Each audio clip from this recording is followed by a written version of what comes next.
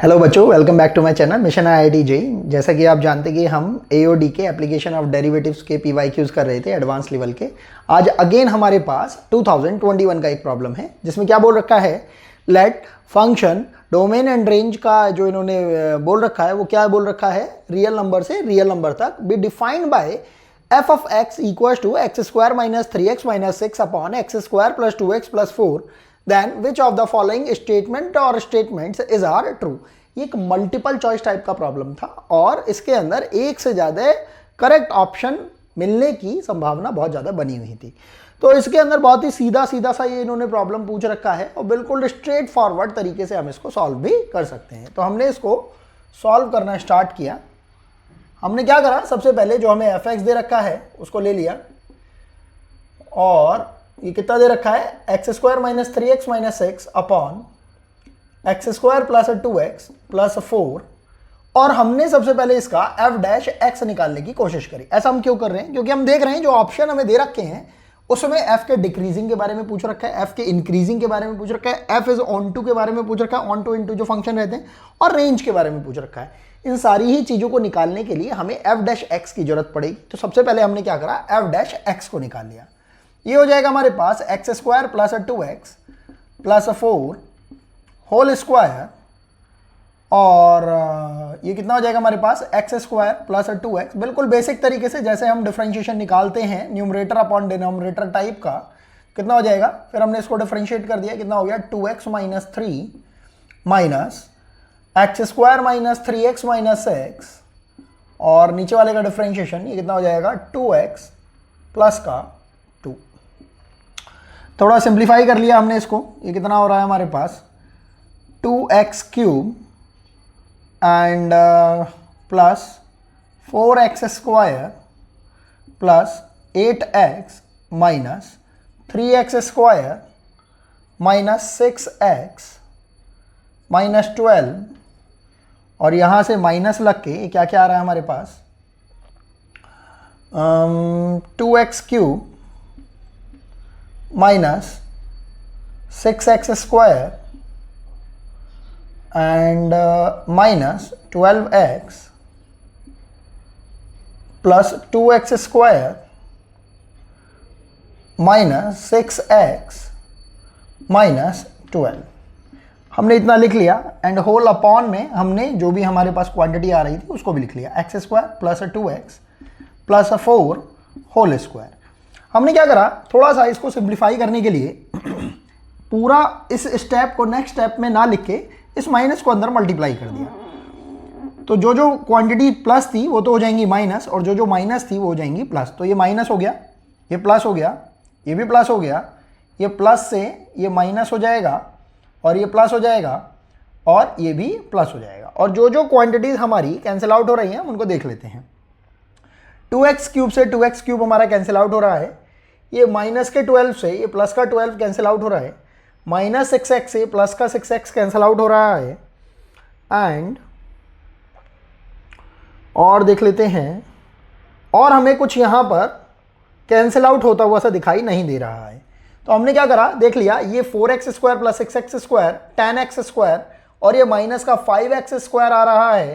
तो टोटल कितना बचेगा हमारे पास 5x स्क्वायर प्लस देख रहे हैं 8x प्लस 12x, ये टोटल कितना हो जाएगा 20x एंड होल अपॉन में कितना आ रहा है x square plus 2x plus 4 whole square. इसको और थोड़ा सिंप्लीफाइड फॉर्म में लिखेंगे तो हमारे पास f डैश x कितना आ रहा है, हमने एक तो 5 कॉमन ले लिया और एक x कॉमन ले लिया, तो कितना हो रहा है 5x कॉमन लेने के बाद x plus 4 and whole upon में कितना आ रहा है x square plus 2x plus 4 whole square. और सिंपल सी बात है कि अगर हमें मैक्सिमा या मिनिमा की बात करनी होगी तो वो निकालने के लिए हमें एफ डैश एक्स को क्या रखना पड़ता है, इक्वल टू 0।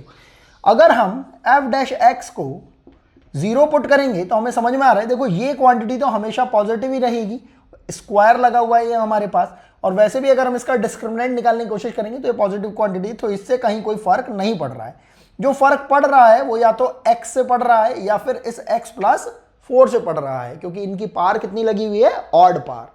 ये वैसे भी इवन पार लगी हुई है, तो यहां से हमारे पास एफ डैश एक्स को इक्वल टू 0 पुट करने पर एक्स इक्वल टू एक तो 0 आ रहा है और एक कितना आ रहा है -4। अब अगर इन दोनों ही वैल्यूज को हम नंबर लाइन पर अगर ड्रॉ कर लेते हैं तो -4 तो यहां कहीं पर आएगा, 0 यहां कहीं पर आएगा और नंबर लाइन के अकॉर्डिंगली ये हमारे पास साइन स्कीम कुछ इस टाइप से आ जाएगी। समझ में आ रहा है हमें कि प्लस का मतलब है कि हमारा जो स्लोप है -4 तक क्या हो रहा है, इंक्रीज हो रहा है और -4 के आगे ये हमारा डिक्रीज हो रहा है। जब हम 0 तक पहुंचेंगे तो ये डिक्रीज ही हो रहा था, 0 से जैसे ही हम आगे बढ़ेंगे तो हमारा स्लोप फिर से बढ़ रहा है। तो हमारे पास जो डिक्रीजिंग जो पॉइंट आ रहे हैं, मतलब जो बेसिकली जो स्लोप हमारा गिर रहा है, कम हो रहा है, डिक्रीजिंग है, वो कहां पर है, -4 से लेकर 0 तक। और -4 से पहले हमारा जो स्लोप है वो इंक्रीज कर रहा है एंड 0 के बाद भी हमारा जो स्लोप है वो क्या कर रहा है, इंक्रीज कर रहा है। बहुत सिंपल सी बात है। इन सब बातों को ध्यान में रखते हुए अगर हम अपने फर्स्ट ऑप्शन पर आते हैं, ये क्या बोल रहे हैं, F is decreasing in the interval -2 से लेकर -1। -2 से लेकर -1 वाला जो इंटरवल है वो कहां से कहां तक आ रहा है हमारे पास, -4 से लेकर 0 के बीच में। तो हम देख रहे हैं कि यहां पर जो हमारा स्लोप है वो क्या हो रहा है, डिक्रीज हो रहा है। तो ऑब्वियसली हमारे पास जो फंक्शन भी है वो कैसा होगा, डिक्रीजिंग इन नेचर। तो ये हमें ऑप्शन बिल्कुल करेक्ट दिखाई दे रहा है। अब बात करते हैं F is increasing, second option की, इन द इंटरवल 1 to 2। अगर हम ध्यान से देखें 0 से आगे वाले इंटरवल के अंदर हमारा स्लोप कैसा आ रहा है, पॉजिटिव। अगर स्लोप पॉजिटिव आ रहा है तो ऑब्वियसली फंक्शन कैसा होगा, इंक्रीजिंग इन नेचर।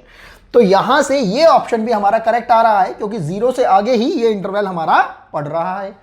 अब बात करते हैं एफ इज ऑन टू, तो उसके लिए हमें इसकी क्या निकालनी पड़ेगी, रेंज निकालनी पड़ेगी। तो हम देख रहे हैं कि हमारे पास लोकल जो मिनिमा आ रहा है वो कहां पर आ रहा है, 0 पर आ रहा है और लोकल मैक्सिमा किस पे आ रहा है, -4 पर आ रहा है। तो हम थोड़ा सा देखो ध्यान देंगे, हमने f ऑफ -4 की वैल्यू को निकाला, एक तो -4 पर और एक 0 पर हमें वैल्यू निकालनी पड़ेगी। जब हमने -4 पर वैल्यू को निकाला तो कितना हो जाएगा, 16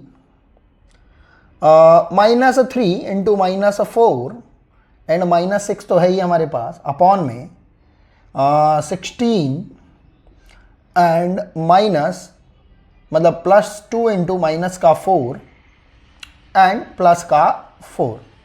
थोड़ा सिंप्लीफाई कर लेते हैं, ये सिंप्लीफाई करके हमारे पास कितना आ रहा है, ये प्लस का 12 हो जाएगा और ये 28 हो जाएगा। 28 में से जब 6 को जब हमने उड़ा दिया तो कितना आ रहा है, 22 न्यूमरेटर में, और डिनोमिनेटर में कितना आ रहा है, ये 8 है, माइनस का 8, माइनस के 8 में से ये 4 चला जाएगा तो माइनस का 4 बचेगा, 16 भी में से माइनस का 4 जाएगा तो कितना बच रहा है, 12। तो अगर हम इसे थोड़ा सिंप्लीफाई करें तो कितना आ रहा है, 11/6। तो हमारे पास जो मैक्सिमम वैल्यू आ रही है -4 पर वो कितनी आ रही है, 11/6। इसी तरीके से जब हम मिनिमम वैल्यू की जब बात कर लेते हैं वो किस पे आ रही होगी, 0 पर। तो 0 रखना तो बहुत ही ज़्यादा ईजी है। हम देख रहे हैं ये सब, ये 0 हो जाएगा, ये 6 बचेगा माइनस का और एक ये 4 बचेगा। तो कितना आ रहा है हमारे पास, -6/4, जिसको कि हम थोड़ा सिंप्लीफाइड फॉर्म में कितना बोल सकते हैं, -3/2। हम जानते हैं रेंज किसे बोलते हैं, मिनिमम वैल्यू से लेकर ये मैक्सिमम वैल्यू तक की जितनी भी वैल्यूज हैं उनको अगर हम किसी एक पर्टिकुलर रेंज में अगर रख देते हैं, किसी एक पर्टिकुलर ब्रैकेट में अगर हम रख देते हैं तो हमारे पास रेंज वैल्यू कैलकुलेट होकर आ जाती है। तो मिनिमम वैल्यू से लेकर मैक्सिमम वैल्यू तक हमने रेंज निकाली, तो रेंज आ गई हमारे पास -3/2 से लेकर 11/6 तक। तो हम देख रहे हैं कि हमारी जो रेंज है -3/2 से लेकर 11/6 तक आ रही है, मतलब मिनिमम वैल्यू से लेकर मैक्सिमम वैल्यू तक, फंक्शन की मिनिमम वैल्यू से लेकर मैक्सिमम वैल्यू तक।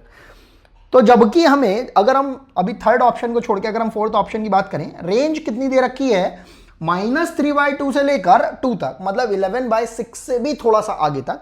तो ऑब्वियसली हम देख पा रहे हैं कि ये रेंज हमारी जो एक्चुअल रेंज आई है उससे तो मैच नहीं कर रही है, तो ये ऑप्शन हम इंक्लूड नहीं कर पाएंगे। बात करते हैं लास्ट ऑप्शन की, थर्ड ऑप्शन की, एफ इज ऑन टू।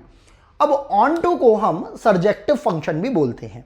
सबसे पहले हमें ऑन टू को कैलकुलेट करने से पहले समझना पड़ेगा कि ऑन टू एक्चुअल में होता क्या है। एक बेसिक बात जो कि हम सभी लोग बेसिकली पढ़ते अलग तरीके से हैं लेकिन समझते डिफरेंट तरीके से हैं, उसको देख लेते हैं। ये जो हम बोलते हैं function f is such that domain to range, ये एक्चुअल में डोमेन टू रेंज नहीं होता है। ये हमारे पढ़ने का तरीका बस ऐसा होता है कि ये डोमेन से रेंज तक की वैल्यू बता रखी होती है, लेकिन एक्चुअल में क्या होता है, ये डोमेन से कोडोमेन की बात कर रहे होते हैं। रेंज इन जनरल हम फंक्शन की जो मिनिमम और मैक्सिमम वैल्यू है वो पुट करके, वो कैलकुलेट करके ही हम निकाल पाते हैं, और हमारे पास ये रेंज वैल्यू यहां से आ पाती है जब हम कैलकुलेट करते हैं मैक्सिमम मिनिमा की वैल्यूज को कैलकुलेट करके। तो हमारे पास ये जो रियल नंबर आर रिप्रेजेंट हो रही है यहां पर, ये डोमेन से रेंज को रिप्रेजेंट नहीं कर रही है, ये रियल नंबर बेसिकली किसको रिप्रेजेंट कर रही है, कोडोमेन को। और हम ये भी जानते हैं कि जो रेंज होती है that is subset of codomain.